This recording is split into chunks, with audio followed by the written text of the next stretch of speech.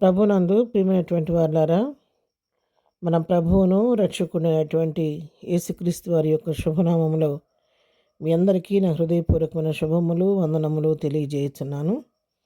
ఉదయకాల సమయంలో దేవుని వాక్యాన్ని మనం ధ్యానం చేసుకుందాము. ఈరోజు వాక్య ధ్యానం కొరకు మనం తీసుకున్నటువంటి లేఖన భాగము యెషయా గ్రంథము 58వ అధ్యాయము 11వ వచనం. వాక్యం చదువుకుందాం. యెహోవా నిన్ను నిత్యము నడిపించును, క్షామకాలమున ఆయన తృప్తిపరిచిన ఎముకలను బలపరచును. నీవు నీరు కట్టిన తోట వలెను, ఎప్పుడునూ ఉబ్బుకుచుండు నీటి ఊట వలెను ఉండెదవు. దేవుడి వాక్యం వినికిడిలో దీవించునుగాక. ఉదయకాల సమయంలో చాలా శ్రేష్టమైనటువంటి వాగ్దానం ప్రభు మనకు అనుగ్రహిస్తున్నాడు. యెహోవా నేను నిత్యము నడిపిస్తాడు, క్షామకాలములో ఆయన తృప్తిపరిచిన ఎముకలను బలపరచును. అవునండి, కరువు కాలంలో లోకమంతా కరువు వచ్చినా కూడా తన నమ్మిన బిడ్డలను ఎప్పుడు కూడా ఆయన విడిచిపెట్టే దేవుడు కాదు. మరి భయంకరమైనటువంటి కరువులో ఏలియాని పంపించి సారెపతి దూరాలని ఆశ్చర్యకరంగా కరువు కాలం అంతా పోషించిన దేవుడు. మరి ఎన్నడూ కూడా తన బిడ్డలను పస్తు పెట్టే దేవుడు కాదాయన. తన యొద్దకు వారు మరి ఆకలితో ఉండటం ఆయన చూచి సంతోషించే దేవుడు కాదు. అందుకే ఒక కీర్తనకారుడు చెబుతాడు, సింహ పిల్లలు లేమి కలవై పస్తు ఉండును కానీ తన నమ్మిన బిడ్డని ఎప్పుడు కూడా ఆయన విడిచి వీళ్ళు ఏమీ కొదువు ఉండదు వాళ్ళకి అనే ఒక వాక్యాన్ని కూడా కీర్తనకారుడు మనకు తెలియజేస్తుంది. సింహానికి అడవికి రాజన్న సింహమైన కొన్నిసార్లు ఆహారం దొరక్క పస్తు ఉంటుంది, కానీ ఆయన నమ్మిన బిడ్డలకి ఎన్నడూ కూడా ఆయన మరి పస్తు ఉండేవాడండి. ఆశ్చర్యకరంగా ఆయన పోషించే దేవుడై ఉన్నాడు. మరి ఏలియాను ఆశ్చర్యకరంగా కాకోలం చేత రొట్టె మాంసాన్ని పంపించి ఏలియాని పోషించిన దేవుడు. మరి కరువు కాలం అంతా ఏలియా ద్వారా మరి సరేపతి దూరాలకి నీకున్నటువంటి పిండిలో మొట్టమొదటి చేసిన ఒక అప్పం మనకు తీసుకొని రా, మొదటి అప్పము తీసుకొని రమ్మన్నప్పుడు దైవజనుడు చెప్పిన మాట ప్రకారం ఆ విధంగా తీసుకెళ్ళినప్పుడు కరువు కాలం అంతా తొట్టిలోని పిండి తక్కువ కాలేదు, ఆ బుడిలో నూనె తక్కువ కాకుండా కరువు కాలం అంతా కుటుంబం పోషించబడ్డట్టుగా మనం చూస్తున్నాం. ఆయన క్షేమకాలంలో మనం తృప్తిపరిచే దేవుడు, మన ఎముకలను బలపరిచే దేవుడు.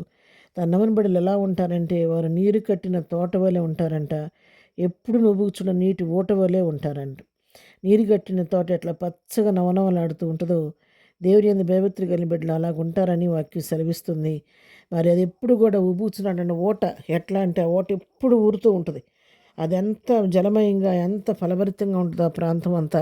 ఆ విధంగా దేవుని యందు భయభక్తి కలిగిన బిడ్డలు అలా ఉంటారని దేవుని వాక్యం సెలవిస్తుంది. అందుకే ఇర్మీయా గ్రంథం 17వ అధ్యాయం 8వ వచనం చూస్తే, వాడు జలముల యొద్ద నాటబడిన చెట్టు వలె నుండును, అది కాలువల ఓరను దాని వేళ్ళు తన్నును, వెట్ట కలిగినను దానికి భయపడదు, దాని ఆకు పచ్చగా నుండును, వర్షము లేని సంవత్సరం చింతనుండదు, కాపు మానదు. ఎలా ఉంటారు చూడండి. దేవుని యందు భయభక్తులు కలిగిన వారు ఎలా ఉంటారంటే జలముల యొద్ద నాటబడిన చెట్టు వలె ఉంటారు. కాలువల ఓరన నాటబడి లోతుగా వేళ్ళు తన్న మొక్క ఎలాగంత బలంగా ఎంత ఆరోగ్యకరంగా ఉంటుందో అట్లా ఉంటుందండి. వెట్టగలిగినా దానికి భయపడదు, దాని ఆకు ఎప్పుడు కూడా పచ్చగా ఉంటుంది. వర్షం ఉన్నా లేకపోయినా దానికి చింతలేదు, ఎందుకంటే క్రింద నుంచి ఆ జలములో ఓరన ఉంది కాబట్టి దానికి ఎప్పుడు నీరు అందుతూ ఉంటుంది కాబట్టి వర్షం లేకపోయినా దానికి ఎలాంటి చీకు చింత ఉండదన్నమాట. దేవుని యందు భయభక్తి కలిగిన బిడ్డలు అలాగుంటారని చెప్పని మరి దేవుని వాక్యం ఇక్కడ మనకు సెలవిస్తూ ఉంది. అదేవిధంగా యెషయా గ్రంథం 49వ అధ్యాయం 10వ వచనం మనం చదువుకుంటే, వారి యందు కరుణించువాడు వారిని తోడుకొని పోవును, నీటి బుగ్గల యొద్ద వారిని నడిపించును, కాబట్టి వారికి ఆకలి అయినను దప్పినను కలగదు, ఎండమావులైనను ఎండయేనను వారికి తగులదు. వారి యందు కరుణించువాడు అంటే మన దేవుడైన యెహోవా వారిని నీటి బుగ్గల యొద్దకు వారిని నడిపిస్తాడని, వారి జీవితంలో ఆకలి దప్పులని లేకుండా దేవుడు చేస్తాడని, ఎండమావులైనా ఎండను తగలకుండా వారిని కంటికి రెప్పలాగా దేవుడు కాపాడుతాడని చెప్పి ఇక్కడ వాక్యం తెలియచేస్తూ ఉంది.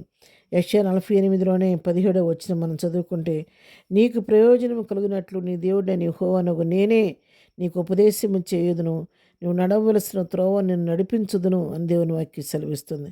మనం ఆయన దగ్గరికి వెళ్ళినప్పుడు, ప్రభువా నన్ను నడవలసిన మార్గాన్ని నాకు చూపించమని మన మార్గాన్ని ఆయనకు అప్పగించుకున్నప్పుడు, ఆయన చిత్తానికి మనం లోబడినప్పుడు దేవుడు ఆయనే మనకు ఉపదేశం చేసి మనం నడవలసిన మార్గాన్ని ఆయన మనకు చూపిస్తాడు. ప్రభు చూపించిన మార్గంలో నడిస్తే అది ఎంతో క్షేమం అండి. కొన్నిసార్లు మన ఎదుట మనం నడుస్తున్న మార్గం సరియైనదిగా కనపడొద్దు కానీ తుదకు కొన్నిసార్లు అది నాశనానికి దారితీస్తుంది.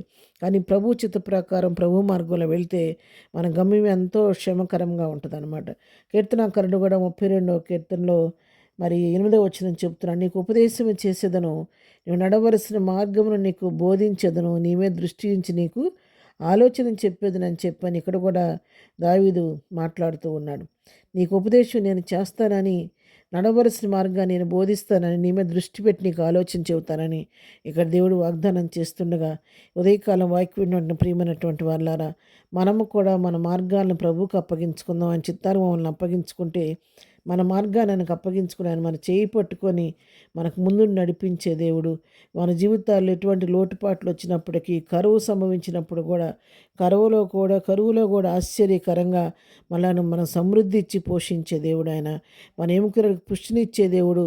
మన ఎప్పుడు కూడా వాడిపోయిన వారిగా ఎండిపోయిన వారిగా ఉండనివ్వకోకుండా మనం ఆయన పని ఆదుకున్నంత వరకు తీగ ద్రాక్షవల్లి ఉంటేనే దాన్ని ఎలాగ ఫలింపదో అలాగే మీరు నా నిలిచి ఉంటేనే కానీ మీరు ఫలింపనేరరు అని చెప్పని మరి యోహాను సువార్త 15 అధ్యాయాలు చెప్పబడిన రీతిగా మనం ఎప్పుడైతే ఆయన అంటుకట్టబడి ఆయన జీవిస్తూ ఉంటామో ఆయనలో ఉన్న జీవాన్ని మనం పొందుకుంటూ ఎట్లుంటామంటే మరి జలముల యొద్ద నాటబడిన చెట్టు వలె మరి నిత్యం ఊరే నీటి బొగ్గవలే మనం ఉంటామని చెప్పని దేవుని వాక్యం సెలవిస్తుంది. కాబట్టి ఉదయకాల సమయంలో మనం కూడా నూతన సంవత్సరంలో ప్రభు చిత్తాన్ని మనల్ని అప్పగించుకొని ఆయన చేతికి మన హస్తాన్ని అప్పగించి ప్రభు నీవే నీ చిత్త ప్రకారం సంవత్సరం నడిపించమని మనం అప్పగించుకుంటే ఏ కొదువు లేకుండా నన్ను సంరక్షించి నడిపించే దేవుడు. కాబట్టి అలాంటి దేవునికి మన జీవితాలను అప్పగించుకుందాం.